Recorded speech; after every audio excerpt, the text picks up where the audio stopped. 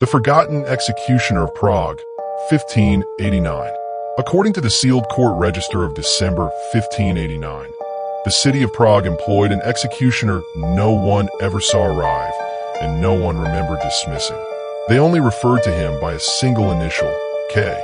No name, no birthplace, no signature, just a mark in the margin of the ledger, a crooked, slanted stroke of ink that archivists still say trembles on the page. At first, the anomaly seemed harmless. Prague in the 16th century needed order, and the courts were merciless. But in 1 month, the records show 42 executions, all carried out by this same unknown figure. Yet there is a problem. The cemeteries of Prague hold no bodies from that month. Not one. No graves, no shrouds, no surviving accounts of crowds gathering in the square. Something citizens wrote about obsessively in that era. It was as if the condemned were escorted out of the city and simply never returned. Witness statements from the time speak in whispers. A tall figure in a dark hood walking the alleys before dawn. The sound of chain links trailing behind him on cobblestone. A faint metallic scraping heard outside homes, long after the city gates were locked. But no execution platform lists his presence. No household paid the traditional fee to dispose of the remains.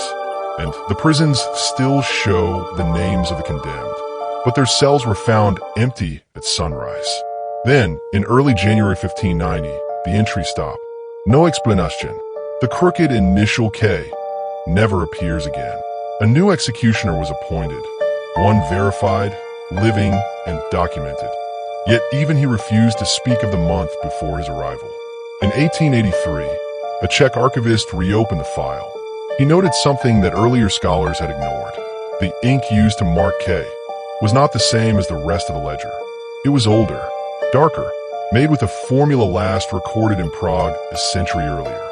When he attempted to study the page under lamplight, the archivist reported seeing faint impressions beneath the surface, as though someone had written on the parchment long before it became part of the city's court books.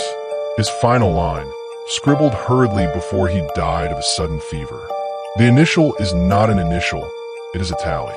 One stroke for each soul taken before the city kept records. And according to the current archivist of the Prague National Library, that crooked mark has grown slightly longer since the last official restoration. Just slightly, a fraction of an inch, as if someone is still adding to it, from somewhere the archives cannot see. Subscribe for more forgotten mysteries.